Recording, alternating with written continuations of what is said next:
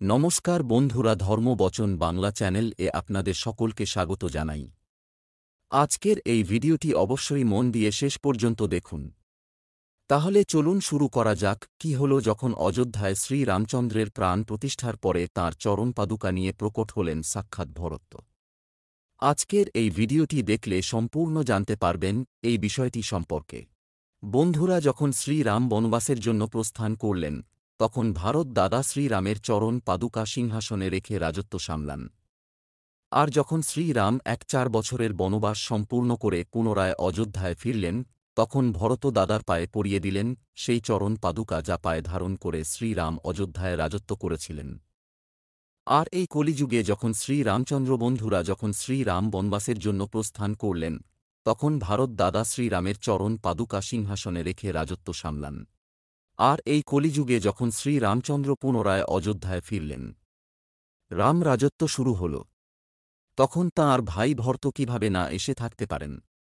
আসলে কিভাবে প্রকট হল অযোধ্যায় শ্রীরামের দৈব চরণ পাদুকা? এই সত্য জানলে অবাক হবেন আপনারা প্রত্যেকে। তাই আজকের এই ভিডিওটি সম্পূর্ণ অবশ্যই মনোযোগ সহকারে দেখবেন।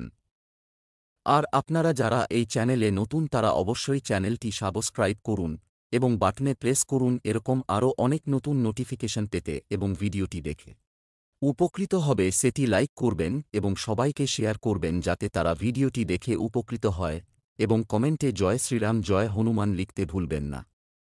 এবার আসুন শুরু করা যাক। অযোধ্যায় রামলালার প্রাণ প্রতিষ্ঠার ঠিক একদিন পরেই যখন রাম মন্দিরের দরজা খোলা হল, তখন 5 লক্ষেরও বেশি ভক্তরা মন্দিরে একত্রিত হল। সেদিন সকালে ভিড়ের কারণে বেশ কয়েকবার ব্যারিকেড ভেঙে যায়, যার কারণে চারিধারে শুরু হয় হুড়োহুড়ি। তাই প্রতিবার মন্দির পরিসরে মন্দিরের বাইরে উপস্থিত 4,000 পুলিশকর্মী দক্ষতার সঙ্গে পরিস্থিতি সামলে দেয়। প্রতিষ্ঠাসহ শুরু হওয়ার আগে 1.5 লক্ষেরও বেশি ভক্ত অযোধ্যায় পৌঁছে ধর্মশালাগুলিতে অপেক্ষা করছিল।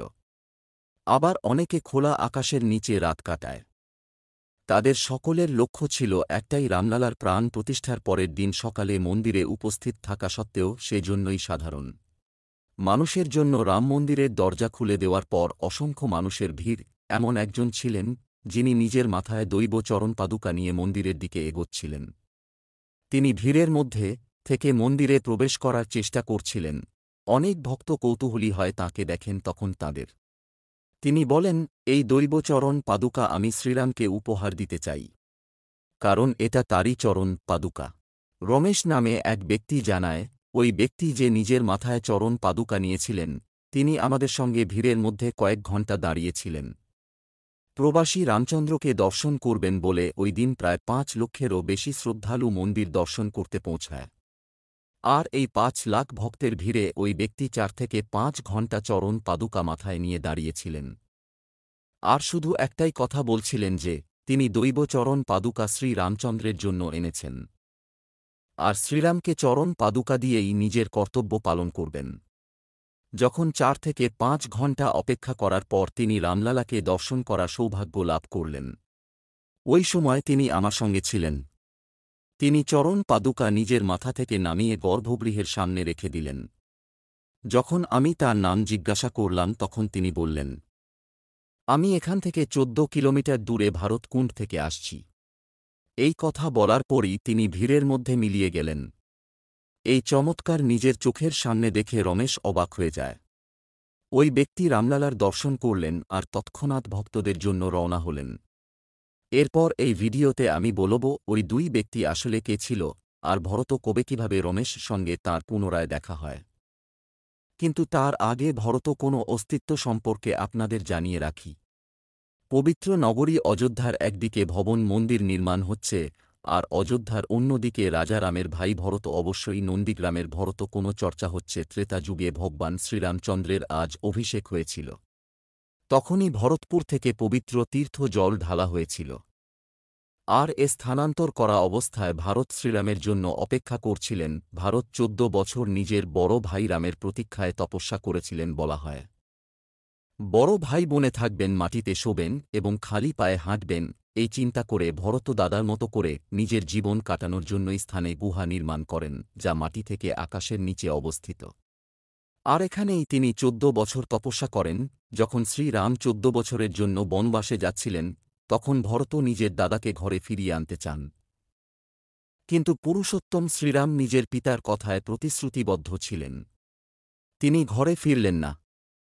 তবে ভরতের অনুরোধে তিনি চরণ পাদুকা তাঁকে দিয়ে দিলেন। নন্দীগ্রামে শ্রীরামচন্দ্রের চরণ পাদুকাকে প্রতীক হিসাবে নিয়ে অযোধ্যায় রাজপাট সামলাতে লাগলেন তিনি। তারপর ১৪ বছর বনবাস কাটিয়ে যখন শ্রীরাম অযোধ্যায় ফিরলেন, তখন এখানে ভরতের সঙ্গে তাঁর দেখা হল। আর ভরতের বুকে তার চরণ পাদুকা ফিরিয়ে দিলেন। আর এখন যখন শ্রীরামচন্দ্র পুনরায় অযোধ্যায় ফিরেছিলেন, হতে পারে ভরত পুনরায় তাঁর চরণ পাদুকা ফিরিয়ে দিতে অযোধ্যায় এসেছেন। যখন ভরত কোন পৌঁছালেন, তখন শ্রীরামচন্দ্রের আগমন এ ভরত কোনো আলো ঝলমল করছিল।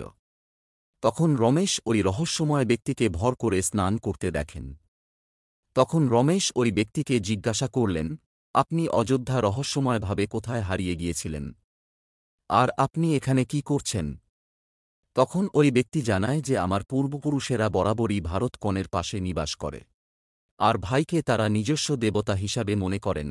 একদিন রাতের বেলায় স্বয়ং ভরত আমার স্বপ্নে এলেন এবং বললেন, ভরত, অরুণের গুহার ভিতরে একটি দৈব চরণ পাদুকা রাখা হয়েছে। ওই চরণ পাদুকা নিয়ে গিয়ে নবনির্মিত রাম মন্দিরের গর্ভগৃহের সামনে রাখতে হবে। ওখানে প্রভু শ্রীরাম নিজে রাজসিংহাসন সামলাবেন। তারপর যখন আমি চোখ খুললাম, স্বপ্ন অনুসারে ইষ্টদেবতার আদেশ মেনে ওই চরণ পাদুকা গুহা থেকে মাথায় করে নিয়ে অযোধ্যা গ্রামের জন্য রওনা হলাম। আর যখন রাম মন্দির সাধারণ মানুষের জন্য খুলে দেওয়া হল, তখনই দৈব চরণ পাদুকা আমি শ্রীরামকে সমর্পিত করলাম। অযোধ্যায় দিন প্রতিদিন এমন অনেক দৈব চমৎকার হচ্ছে। ইতিমধ্যেই ২২শে জানুয়ারির দিন অযোধ্যার ভব্য রাম মন্দিরে ভগবান শ্রীরামচন্দ্রের শ্রীরাম নিজে রাজসিংহাসন সামলাবেন। ভগবান শ্রীরামচন্দ্রের প্রাণ প্রতিষ্ঠা হল। এর পরের দিনই লক্ষাধিক ভক্তরা তাদের আরাধ্য দেবতার দর্শন করার জন্য মন্দিরে ভিড় করলেন।